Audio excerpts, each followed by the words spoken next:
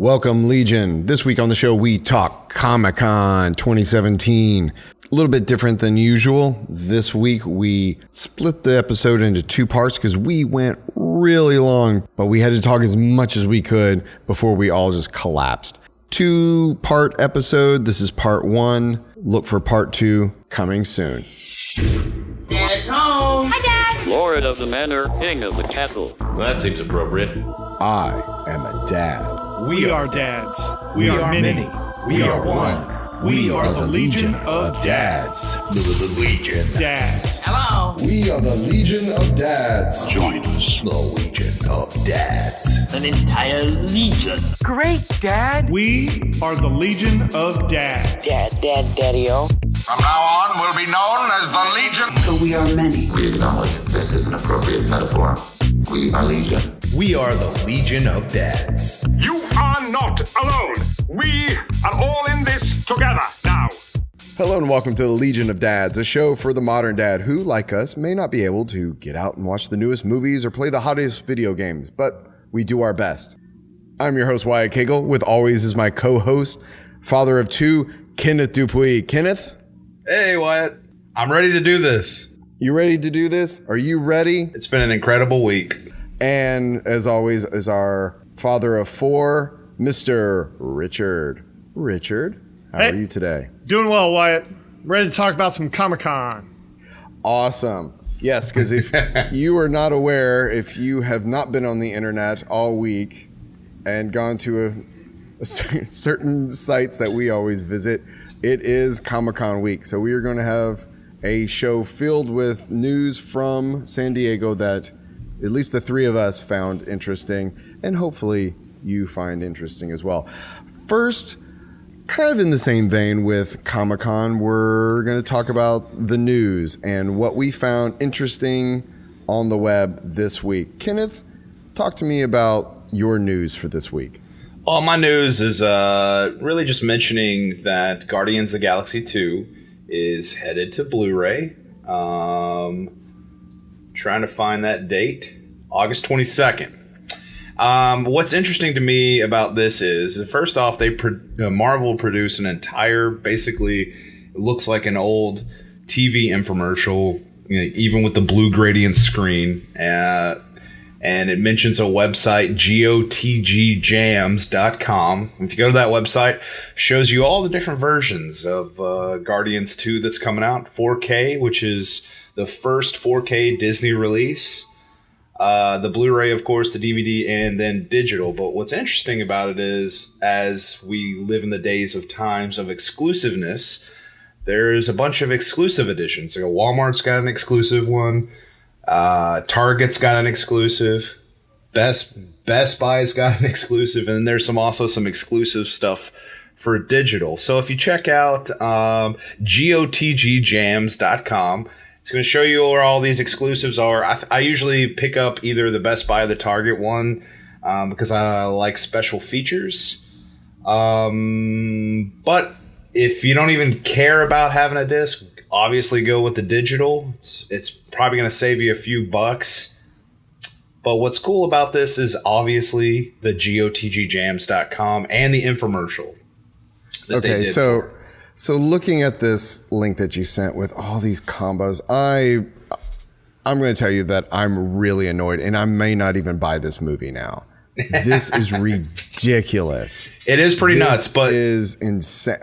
Has this been going on and I just haven't been noticing? Oh, yeah. Retailers have been doing this for years through Target and Best Buy for sure. Walmart's a little, they came to the game a little later, I think. But Walmart owns Vudu. So they've always had some kind of exclusivity with get your Vudu copy before Ultraviolet was a thing and stuff like that. So, yeah, I mean, this is kind of the norm now with the marketing machine that is, Hollywood. You got guys that'll buy every edition, but I'm going to stick with one of probably the 4K Target combo pack. No, I do say that I really like the combo pack because there's, I'm a film nut. I'm a, video file. I really like the quality. I love the fidelity. I haven't ventured into 4K yet. That's a whole other, or UHD, because that's a whole other discussion about things that I know way too much of the intricacies of the standard and stuff like that. And they really haven't locked down a standard. So I can't, in good conscience, buy a 4K display at this moment in time. However, I do love the combo pack of getting the Blu-ray, getting the DVD, and getting the digital. Just, you know, it's more expensive. I think for parents, that is a wonderful thing to have, because I don't know about you guys, but the iPhone or the iPad with the digital copy of a movie has saved my life multiple times. The DVD, I just leave the DVDs at my parents' house. There you go. Like, here's all the DVDs. And then you got the Blu-ray for the, the cinephile in you, though. Yeah, exactly. Then no one touches Daddy's Blu-rays. What we've been doing is we'll leave the Blu-ray, or we'll load the Blu-ray. We'll leave the Blu-ray at home. We'll load the digital file online, and then we'll take the DVD in the car and then play it in the car DVD players. Yeah. That's kind of been our solution. We don't have, like, our iPads don't have the cellular connection, so when we're on the road, we're screwed. But the DVD player still works, so that's kind of been our solution. Yeah, that's a better solution, because I just have the Wi-Fi iPad. I'm actually it's an iPad 3 from. It's actually got a big crack in it, but I'm like, here, the kid could have this one, So, but I have to load it up every time, which is frustrating. For us, it's kind of like, if I didn't want the Blu-ray for seeing the better quality picture, I'd just go with the digital. It's cheaper. Usually the digitals, you can get them with bonus features for $20 on places like Amazon, Vudu, or even iTunes. They're going to come with bonus features, and you're going to get, a 1080p picture quality. It's probably not going to, it's not going to be as nice as the Blu-ray, but you're going to save a few bucks doing it that way too. Now, if you are somebody that is in the market and you're like, you know what, I do want one of these combo pack that has a special feature, whenever it looks like, okay, Walmart has something that's exclusive to Walmart, Target, Best Buy, which one is it? Which one is the one to get, where the special feature is the Walmart one the best one, or is it Target? I know you would. Usually, like, Best Buy has an exclusive edition, but it doesn't have any special features. Usually, sometimes the Walmart has, like, an exclusive special feature. I haven't been able to find what that exclusive is. Or for the Target. I was looking around and I couldn't figure it out.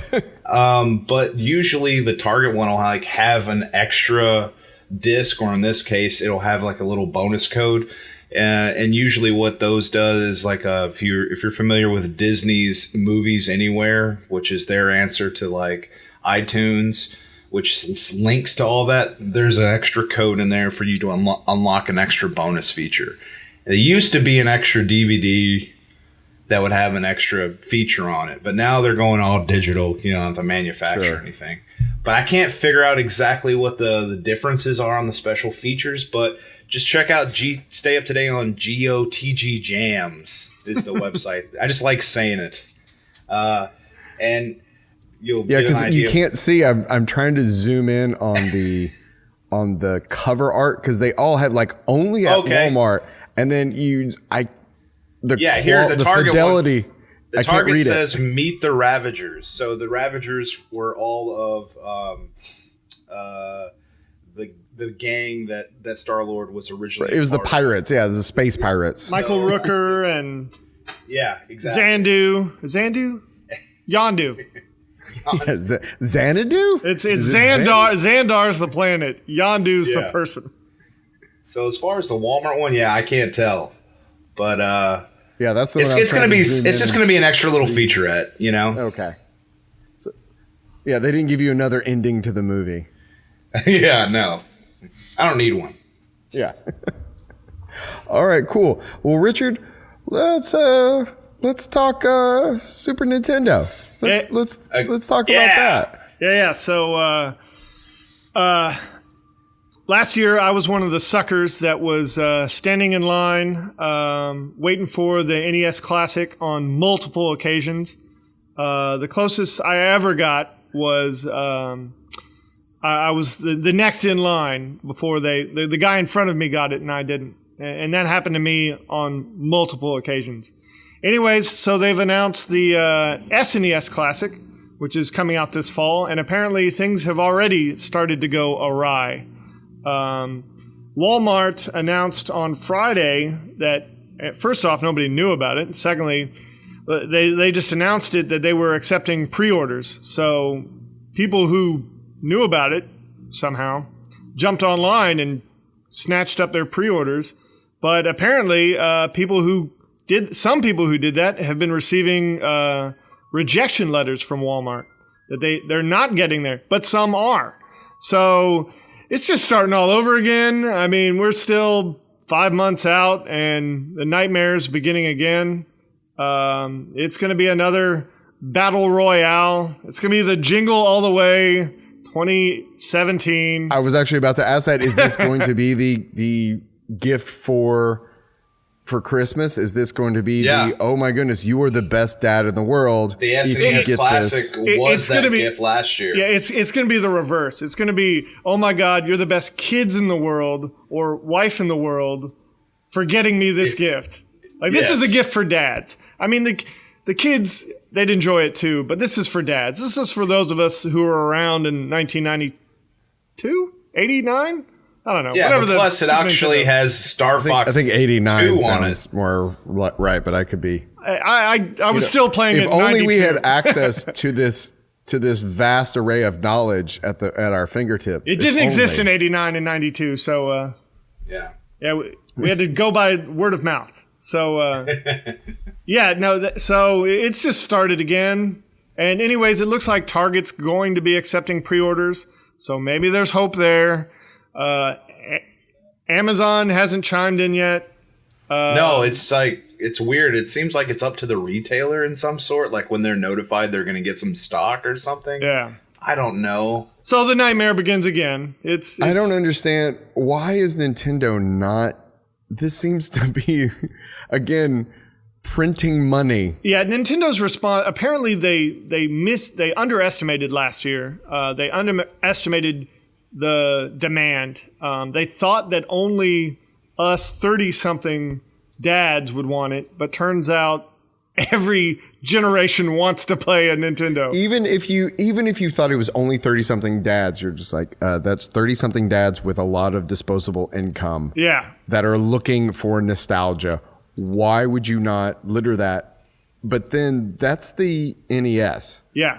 They saw the demand and yet have still gone, well, I guess maybe we should just not do any better. Well, they they're did supposed say to be they were going to address producing it. more. Yeah, they're supposed to be producing more, meeting that demand. Just this pre-order shenanigans is, it's not off to a good start. I think it's a hype generating thing. I mean, I think there probably is going to be more, but they're just like being sneaky about when they're going to come up for pre-order to the retailers.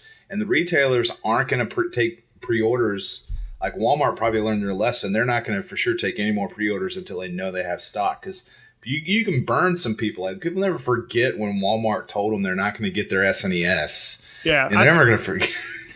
I think one advantage this time around is that Nintendo's not fighting against themselves, although they are. But last time around, they wanted the hype and the focus to be on the Switch. And the NES was kind of a Band-Aid until March, until the Switch came out. And that's kind of how that was their mentality, was like, this will hold them off. The Switch is out, people have had their chance to buy it. So now it's time to... Now they can give the SNES its due attention. So we'll see. But for now, off to a rough start. Yeah. And have they announced the price for that yet? I think it's like $80. It's a little higher than last time, but I'm a sucker with money. Still, like an easy $100 would. I know. Like, there's so many man. people that I would have dropped $100 on that easy. Yep. Oh, plus you're getting Star Fox 2, which was never released. Well, that's right. And if you want to drop $300, you can always buy it from some guy behind Best Buy. Yeah, or on eBay. Or eBay. Or on yeah. eBay. I'm sorry. That's where I drew the line. Was I wanted this thing for $60, and I wasn't going to pay $300 for a $60 item. But supply and demand. So, and that's why I don't have one. Well, in the modern economy, you would assume that it's like, oh, okay, well, eventually they will come out with more. And then they just cut it off. They just cut it off. Exactly, because I remember when the Xbox 360 came out, like I'll be flat out honest, I bought 5 first day. Yeah, I went in and bought 5 and sold 4 of them. For a lot more. Yeah, no, I was one of those a-holes. On eBay. You're the problem. I am the problem. Oh, no, I was definitely the problem. You were laughing all the way to the bank. I was laughing all the way to the bank. Hey, man, I was broke in Austin. I maxed out my credit card, and it was an investment. Yeah. And paid that sucker off. But, yeah, you would think, though, it's like, okay, well, I'll just... It's kind of like right now with... the Apple earbuds. Like if you want some of those, they're expensive and then also they're in limited supply. You can't just go into the store, and it's been months since they released it.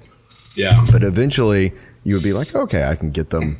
They'll eventually be in the stores. They'll eventually get the stock up to where it needs to be. But when Nintendo comes out and goes, no, we just killed it. We will never make another one. Unheard of. It prints money. I know. It's ridiculous. It really is. Other than, I guess they're just don't want people to have that. They want people to buy the Switch so that they'll buy the digital version. That's what for download. That was the mentality, but I don't know, man. It didn't make sense. I mean, maybe they were cutting themselves, despite themselves, but I don't know, man. They left money on the table for sure.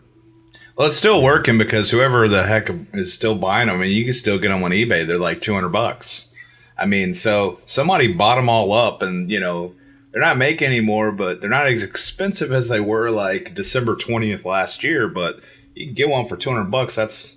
I mean, you could go buy a PlayStation for a few bucks more. 4 times its retail That's the cost. thing. Like I'm buying I can buy a current generation machine, or I can buy, what are we in the 8th generation, or I can buy the 2nd generation. Well, something else to spend your money on. If you guys took a look at some of the things coming out of D23, I'm not sure. Let's see. It's a Radio Flyer and LucasArts, Star Wars, Disney have figured out a new way to take more of your money, and that is with the Luke Skywalker Speeder, which is a small little, Radio Flyer remote control. Not remote control. It's like Power Wheels. Yeah, it's like Power Wheels. Thank you. I was trying to think of what those things were.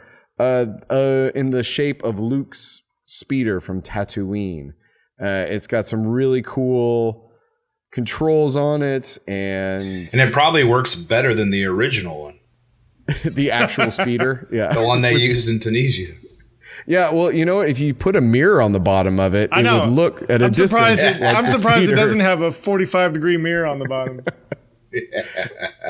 So it looks cool. It comes with a control panel with bunch of different sound effects on it, 2 speeds plus reverse, interactive dashboard, looks really cool. 2 real big bummers though. One, weight capacity is only 130 pounds. Yeah. What? I weigh more than 130 pounds. It's built for children. It's built for children. And 2 is if you you can pre-order it right now.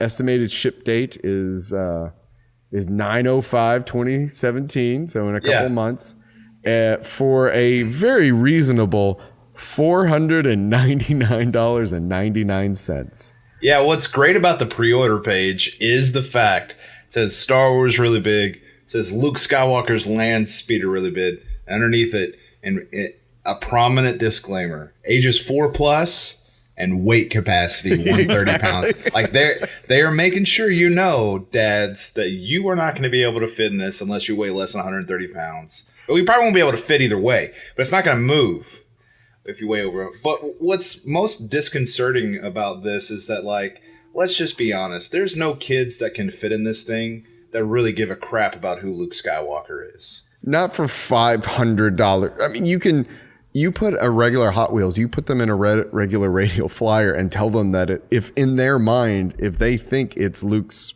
Landspeeder, it's Luke's Landspeeder. You don't. Yeah. It doesn't need to be picture accurate. Yeah. Well, I see like the market being like some really hardcore Star Wars fans that just want to see it. But I also see some of these guys, like if you're familiar with Adam Savage's website, Tested, they always do these builds, fan builds and stuff. So sure, there's probably going to be an Adam Savage, dukes out this Landspeeder and puts a real engine or something in it to, who knows? And then puts a steel frame or an aluminum so you can ride it around in Comic-Con in it. Yeah. Yeah, or something. I do wonder how tiny this thing is, because that kid is barely fitting in that thing, and I almost don't believe that there's room for two of them. Yeah, well, especially if you look at the very bottom one, it does look photoshopped. Oh yeah, that shadow doesn't make any sense. No. So you're kind of like looking at it going like, yeah, how large is this? And then, yeah, I just don't see this. It's really cool looking. You know what it looks like? It looks like a Think Geek April Fool's prank. Yeah. Yes. But sometimes those are the best toys. Well, I still haven't bought my Tauntaun sleeping bag. That is still one of the coolest. But again, the kid doesn't get the gag. I know. Because I showed it to him and I'm like, isn't this cool? And he's like, no, I still want my Ninja Turtles sleeping palette. That's what he's into. And he's like, yeah, that's fine.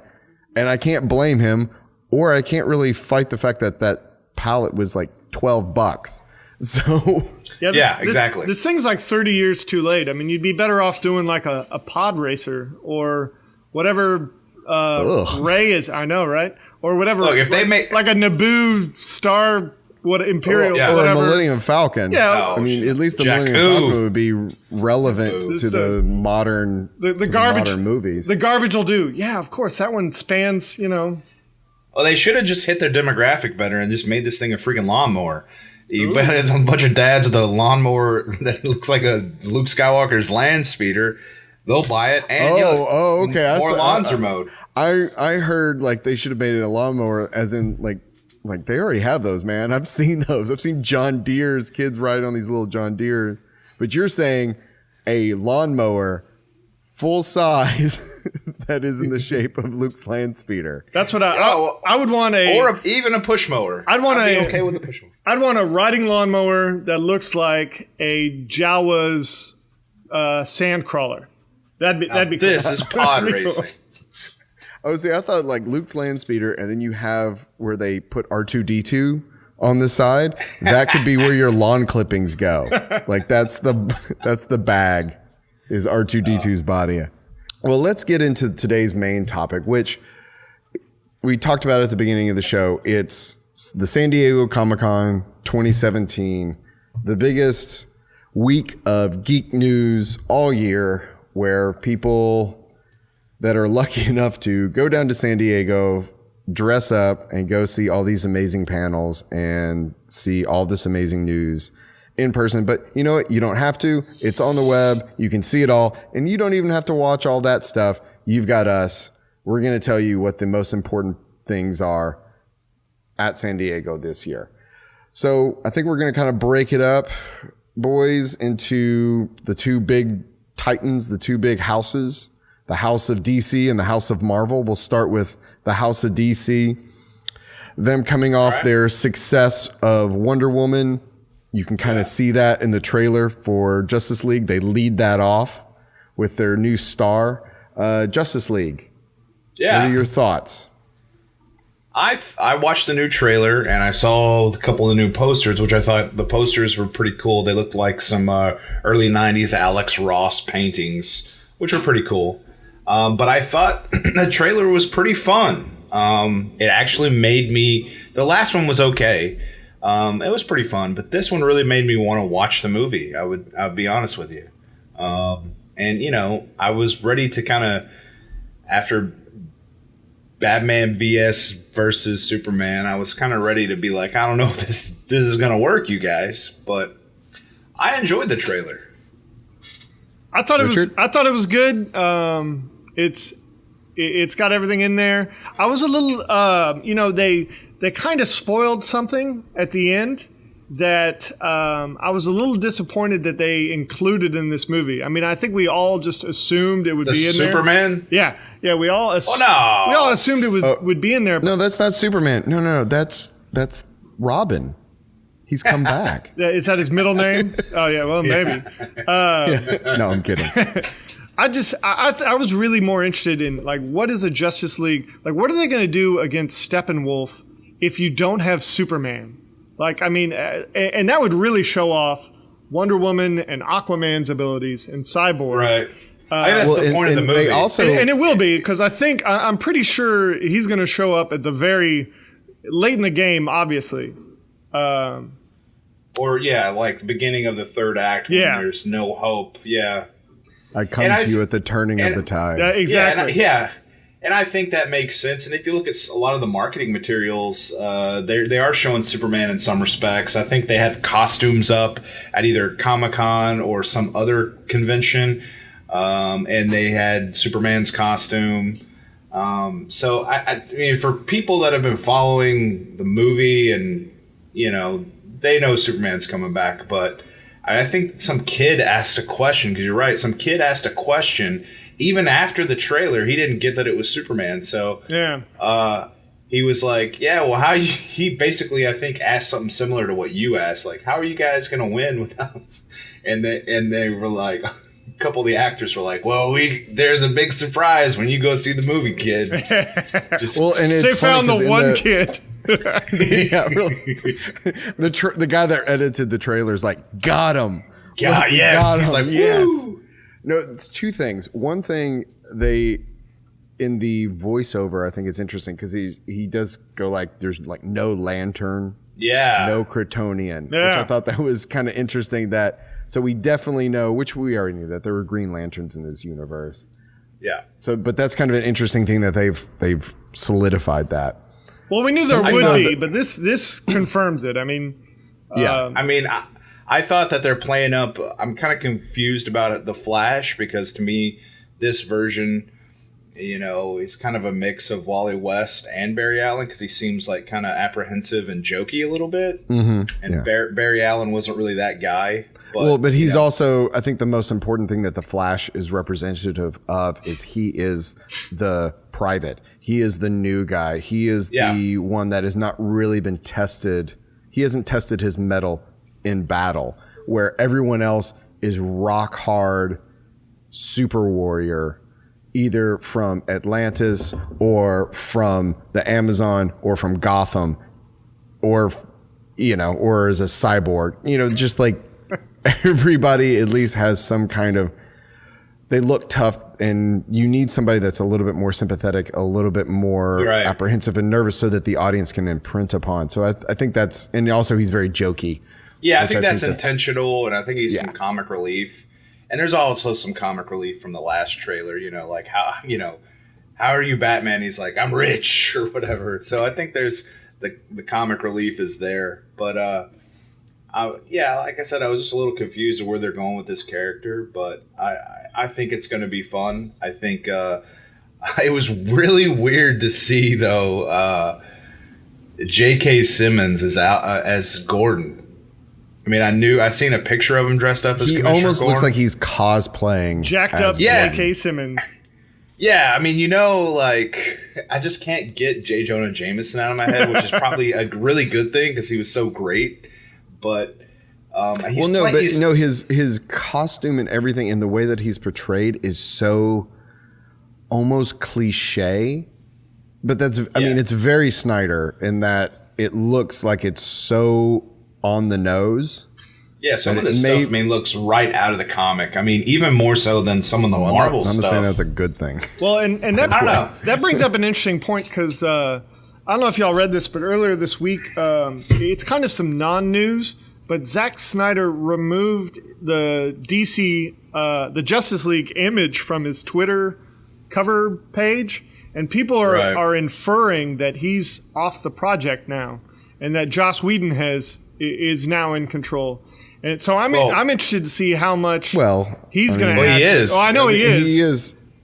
Yeah, because if you don't know, but I don't think Zack is coming back. Zack Snyder. No. Yeah, Zack Snyder had a tragedy in his family, and he has stepped away from Justice League, and Joss Whedon has taken over for it. So I could totally understand that if Zack Snyder has divorced himself from the project, even to the point of maybe as a courtesy to Joss Whedon, saying that Joss. Okay. No, just JOSS. I know, I can't say it right. But as a courtesy to him, yeah, I would say that that's probably more. Or there are some rumors. I was reading some stuff about the Directors Guild of America and how this was going to work. But there's some new rumors going around that Joss is actually going to be possibly getting a co-director credit, which infers that he's kind of been in the loop for longer than what the public's been made aware of. And I think that he was brought in post-production to help with not only the writing of the reshoots, which are fairly common on most big Hollywood movies, but also just to help shape the movie in the editorial. But is it common to bring in someone like Joss Whedon, like someone of that caliber? He was known before he was ever known for any of this other stuff he did in Hollywood. He was known as a script doctor. I mean, he did, just like Carrie Fisher was. He never got credited, but he worked on a lot of Hollywood scripts in the 90s all the way up to the early 2000s before he really started making a name for himself with Buffy and TV shows of the like. And to DC's credit, they need somebody of that caliber. They need somebody coming in. And he knows this is their flagship. Comics. Yeah, he knows comics. He understands what it takes to make this level of movie and all the intricate little pieces that have to all fit together perfectly. And more importantly, add some brevity. That they'll make their money back. Yeah, add some brevity. Yeah. Levity. Oh. Sorry. Okay. Maybe even that too. Shorten it up. Maybe, yeah. Well, one thing that really, looking at this trailer has pointed me in a direction where I am not very, optimistic about this film, is the focus that they are putting on that Superman was this hope for the world. And they seem to really lean on that. Yeah, but the fact that they've built these statues and there's all these monuments and stuff like that, and everything is without, he gave us all hope. Yeah, but isn't that he really? I feel like that, but also in terms of the world we live in, that's what happens when someone dies now. They are just like immortalized for being way greater than they ever were because they died. So that's what this movie is about. I think that's part of it. I mean, I think that's going to be, just look how impactful, like just the death of Superman was in comics. So I'm sure they're trying to treat it bigger than it is. The death in Superman in comics is completely different than the death of these of the Snyderverse movie series, because the death in the comics had actual weight to it. There were at the time decades at the time. Yeah. They keep killing them off, but at the time they had decades of storyline of him actually being a beacon of hope, of the Superman character actually showing the world a better way. Even if they had done this in the Christopher Reeves Superman, I would believe it more. But the idea that Man of Steel and Batman and Superman, like those two movies, gave enough gravitas. Yeah, but it was the movies were never focused on that part of his character. They did have some of that. Wait, where there were people. But it's not an S. It stands for hope. Where he comes from. Well, I'm not gonna get into that, but whatever. It almost just feels like there really should have been a Man of Steel 2. There's no Batman Warner versus Brothers Superman. Yeah, except they were reverse engineering to catch up with Marvel.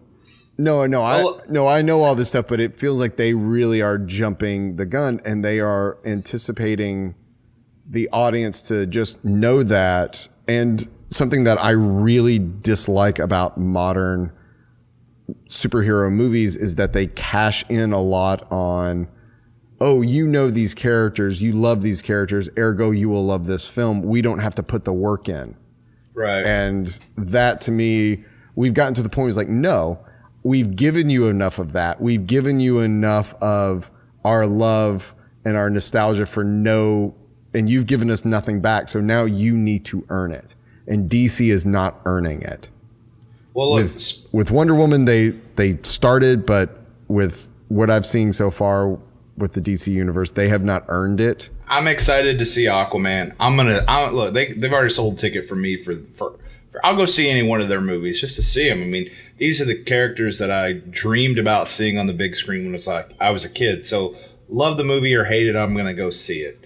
But I think what's also interesting, we're talking about Zack Snyder's questionability as far as how involved he is and where these guys are going. But they also released their slate for what's coming down the line. And a couple of things that were noticeably missing from that slate, which you mentioned, like a second Man of Steel movie.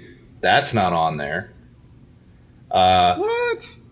Justice League 2, which was on the original slate like 2 years ago, that's gone. And Zack Snyder was confirmed to direct that as well. That's not on the slate anymore.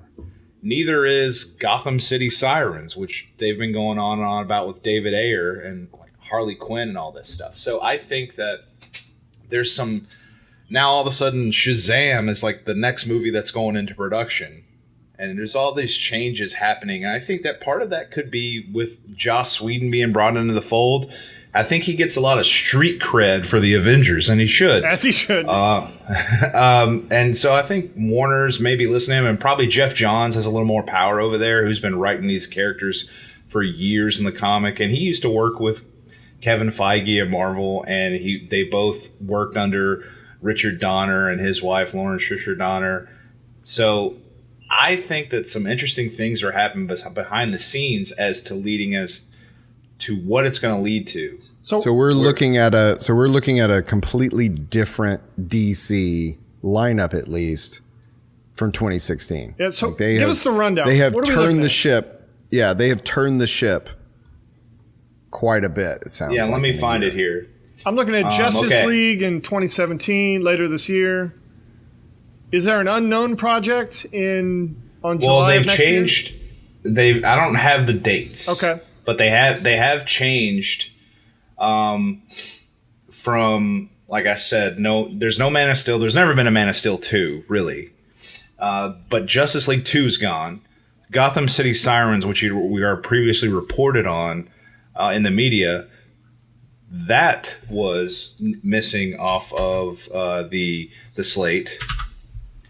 But they've added a couple of things, namely being Wonder Woman 2. Suicide Squad 2, which is already kind of on there. Yeah. Shazam has been Shazam has been moved up. Green Lantern Corps has been moved up. Wait, Green Lantern Corps or Green Lantern Corps? It's the empty husk of Green Lantern. Has been Black Lantern. Like I'm sorry, Green Lantern. Are they doing the death of Green Lantern now? Green Lantern Corps, Justice League Dark. Now there's a Nightwing movie in the mix, which had been reported a while back, but there was no real officialness to it till now. And then Justice League Dark, which has been in and out of different stages of pre-production and animation for years. Wait, doesn't it for years now? Is that still live action? Yeah, they're doing a live action. All right. Of that, basically not that exact movie, but that style. Okay.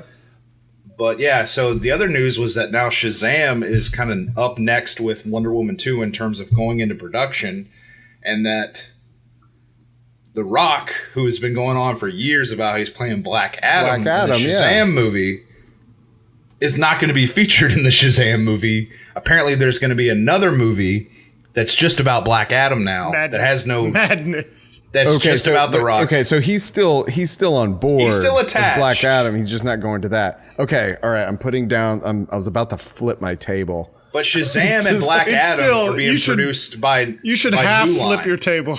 not Warner. Okay, hold on. just craziness. See, this just showed. Oh my goodness, DC, I love you. What are you doing? It's just knee-jerk reaction. Well, it really is. I think they've kind of reassessed of what they thought, but like now the Flash movie, which has gone through several directors in and out, which I think they're even talking about maybe Robert Zemeckis is a possibility, which is interesting. And is now gonna be titled Flashpoint. It's just gonna be a Flashpoint movie. In case they need to reboot the whole universe, they've got. I was fixing to say it out. because one of the other rumors is that Affleck is thinking that Justice League is his last time donning the cape and cowl. Although he has said that, like, quote, he has said that I am Batman. Well, he just said this weekend at Comic-Con that, like, no, he didn't deny the rumor, but he did say, look, I'm the luckiest guy in the world. When Warner Brother calls me to do a Batman, I'm going to do it. He's like, we got a great director with Matthew Reeves. So he made it sound like he would be the stupidest person alive to not continue with Batman. And he's probably right.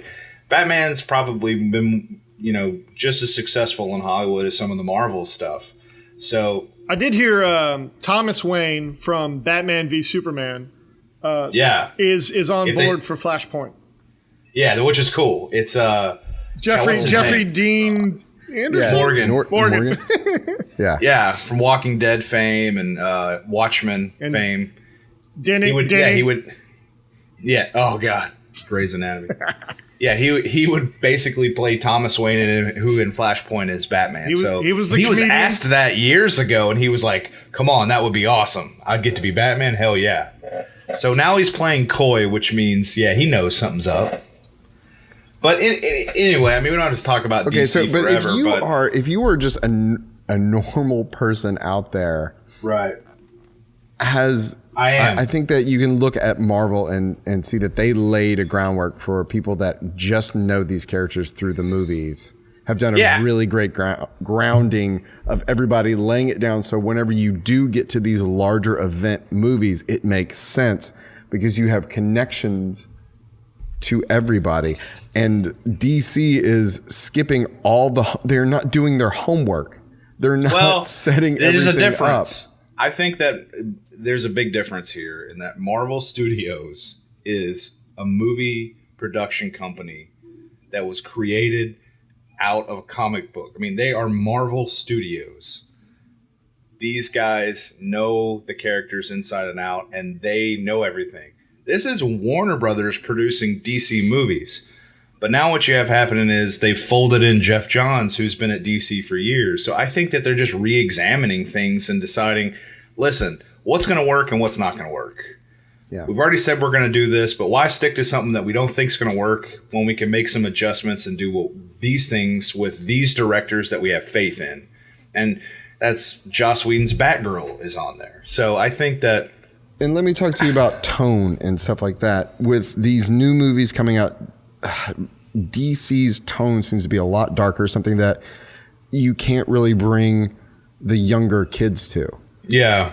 Well, I mean, is that true, or is that... I think Wonder Woman was a step away from that. Yeah, I would agree with that. But some of the movies they have in production, I think they're trying to do what Marvel isn't. And the Marvel Studios doesn't produce the X-Men movies. They don't produce Deadpool, which you would never take your kids to, or at least I wouldn't. But I think Warner's is trying to kind of have some appeal to the younger kids and the older kids with, like, say, Justice League Dark and Gotham City Sirens, Suicide Squad for the older kids. And then maybe for the younger ones, you got stuff like Batgirl, Wonder Woman, maybe Nightwing, stuff like that. Green Lantern Corps, these things that aren't so dark, maybe. And we haven't seen anything from that. But who knows? I agree with you that there's definitely a tone difference between some of these other superhero flicks. Well, talk to me then about their animated lineup. Richard, what about this? Again, are we revisiting the death of Superman? We are. In anime form now? Well, not or animation, I should say, not anime. Yeah, it's animated. I first read this and I was a little apprehensive, but getting into the article a little more and more, apparently Superman Doomsday, which was officially the first movie in the DC animated universe, like it's still part of their animated universe. Which one was that now? Superman Doomsday. Oh, okay. That was kind of their first one, their first go at it. Right. And from the article I read, and I agree with it. I thought it was called The Death of Superman. I think it was. No, it was Superman Doomsday. And okay. They shortened it. They consolidated. They made some weird choices at some point, but since that movie, because it was the first, they've gotten better. They're able to do different things. They've done a lot of different movies. We saw The Killing Joke last year. So they want to go back. Let's not get into that. Yeah, well, no. They want to go back and do it right. So they're talking about doing actually 2 animated movies. One that is The Death of Superman, that goes more into what I enjoyed about The Death of Superman. Death of Superman, by the way, the comic, back when it first happened, that's what got me into comics. That was my hook. And I went through all of it, the whole Doomsday. And so in this movie, they're going to show what I enjoyed, which is Doomsday just tearing through the Justice League, which really gave you a feel for how powerful this monster is. Yeah. Leading up until the only one who could stop him. And so they're going to do that movie, The Death of Superman, and then they're going to do The Reign of Superman. So it'll be interesting to see, all 4 Supermen this time. Which was just really glossed over in that first animated movie because it was just so short. And it was just the one, just he comes back. I don't even know if he had his mullet, but... yeah, he did. I think he did. Yeah. So we'll see. And this time, the first time around, Doomsday was maybe a robot. Like... There was just one confusing shot in there where he had like a targeting system, and I was like, "Wait a second, that's not what Doomsday is." Have they said anything about casting voice actors? Because the original cartoon, they cast Adam Baldwin. Adam Baldwin from like Firefly fame and Chuck fame. I guess he was an interesting choice to me. I wonder if he could be back. I would love Tim Daly. Tim Daly to me is my Superman, but it'll be interesting if they switched it up, because I know his son's done some voice acting as Superman, hasn't he? Superman or Superboy or something. I think so. And then there's the other guy, the guy that was he was the son-in-law in the Father of the Bride movies. He does a lot of the Superman, and he sounds a lot like Tim Daly. Okay. So it could be interesting, I think, if when he comes back, maybe he got like a slightly different voice. That wouldn't be confusing. No. So we'll see. Well, he looks different. Death of Superman, that holds a special place in my heart. I know it's divisive, and through the lens of history, it is what it is. But for when it happened and where I was at that time, it's okay. But let me ask you this: why go to the death? Why not have... They've had some okay Superman movies, but they still, even in the animated, the Timverse and stuff like that they've been creating over the last couple of years, why not build up a library of good Superman stories? Why do we always seem to go to the death story? Well, they've done a lot of the newer stories. They've done it several times. Well, yeah, and a lot of the newer stories have been converted. I know Superman Unbound is one of the more recent Superman storylines, him battling Brainiac. Right. They've done some of the newer stuff. And All-Star Superman I thought was really good. Yeah. So, I mean... And there was a couple of the Batman, Superman, like Apocalypse, that the movies were done separately, but they're all like in kind of supposed to be watched in a row. Although that Apocalypse one is like a Supergirl movie. Yeah. But, and that's based on, I think, the Jeff Loeb run, I think it is. Yeah, and there's a new 52 Dark Side movie. Yeah, there's a couple of movies of that New 52. Yeah. So, I mean, they've done some new stories, and I'm more than happy to let them correct what they messed up the first time. And I don't think they're going to come out and say, "Oh, we did it wrong." But I mean, I'm one of the guys that had that poster that came in the Death of Superman package, the funeral poster, up on my wall because it had every hero from the DC Pantheon in that poster. How dare you? How dare you open that bag? Oh, I bought like 3 of them. One to open, one to package. I bought 3 of them and never opened them. Well, they're worth $25. I know. But I think... I was going to make millions. What was more interesting to me, besides the actual death in the comics, when he fought Doomsday, and I thought Doomsday was cool and all, but was this reign of Superman, this mystery of, okay, well, is one of these guys really Superman? I thought it was Cyborg.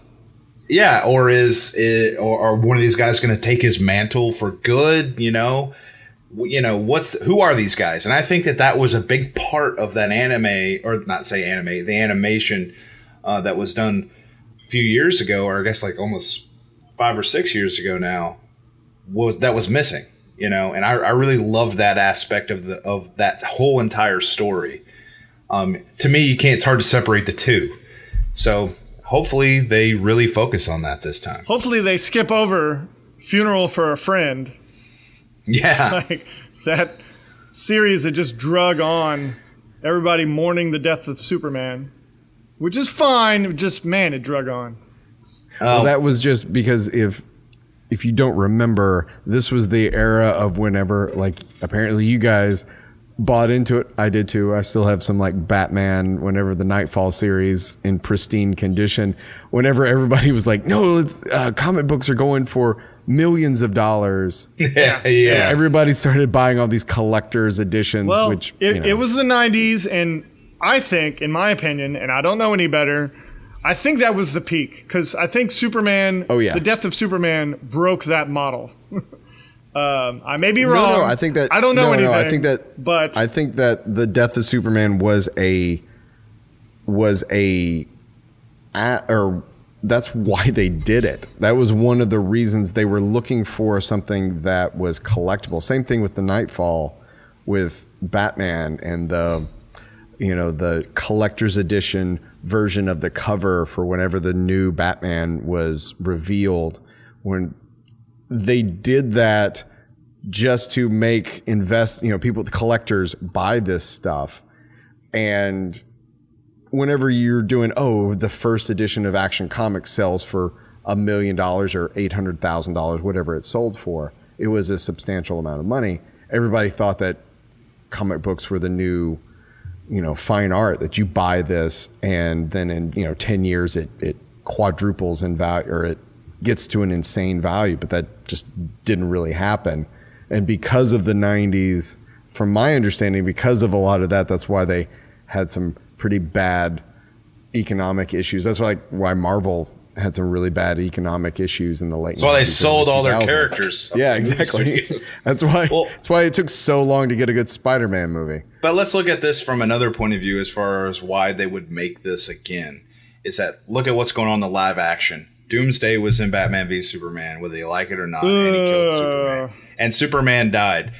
Obviously, he's coming back in Justice League some way, somehow. So, if they can... What do you mean, obviously? Yeah.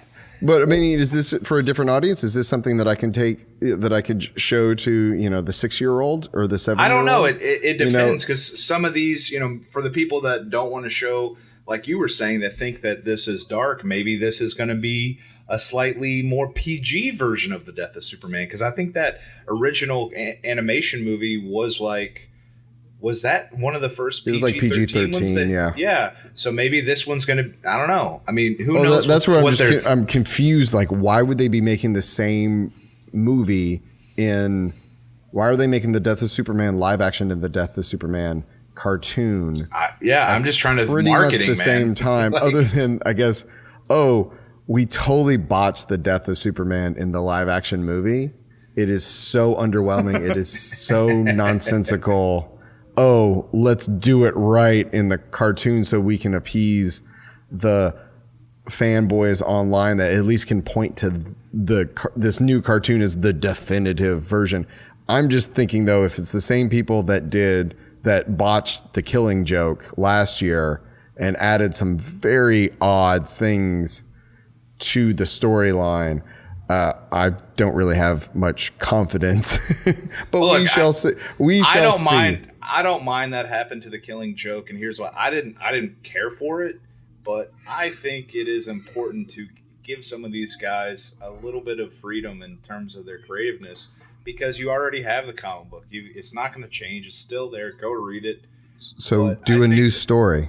Well, I don't understand why we're rehashing the same. Well, I think it opens storylines to maybe make it a more modern in some way. I mean, you just like the Lord of the Rings movies. You got the Lord of the Rings movies done by Peter Jackson. You got Tolkien. Are they exactly the same? No. There's a lot of things that are really, really different about those. But you don't hear as many complaints because A, they were good, and B, you got people that just love the book so much that they're never going to stop reading the books. I guess that's my thing. If you do an original thing, I have nothing to compare it to, so I can't. It's a lot easier to go, hey, that's pretty good. But whenever you have something that's considered a classic and then you almost rehash it in some instances where it feels so dated because everybody has used those as, those cliches, and then when the thing that you do add to it is just contrived and bad, it really does feel difficult. But we should move on. Yes. Richard, talk to me about Krypton, because I know little to nothing about that. Will we see giant bugs that we ride to work? I think so. I watched the trailer and I know little to nothing about the trailer says nothing. What I saw online was that, and again, I think you said it, if you haven't gotten enough Doomsday yet, in live action, in animation, on Smallville, get ready for some more Doomsday on Krypton. They've announced that they're gonna have Doomsday is gonna be a character. Well, let's start off in explaining what Krypton is. So Krypton is much like Gotham. It's the story it's just the most a bad idea. It's the House of L. The boring part of Superman's life before he was a superhero. So no, it's not Superman. I know it's not. It's not. It's his grandfather. So it's, it's what what are the politics of Krypton? What are they doing to kill the planet? Well, here's what I think. Brainiac's going to be involved. Doomsday's involved. There's some other Adam Strange. Oh my goodness, there are so many years of good comics. This is what we've come to. What's the grandfather of Superman doing? It's on Sci-Fi. Yeah. Oh. Look, here's what I think's happening. Just like when anything comes into, entertainment and just blows it out of the water and there's 1 million views, people are going and crazy about it. It's starting to get all these memes.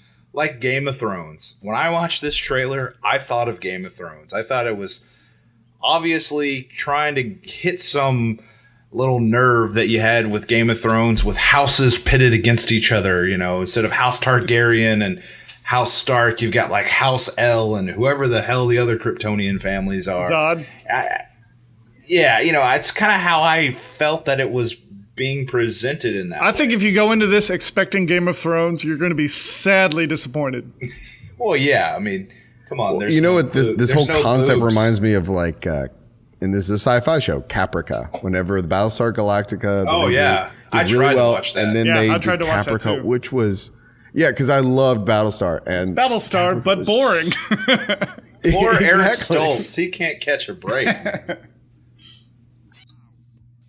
That's all I have to say about that.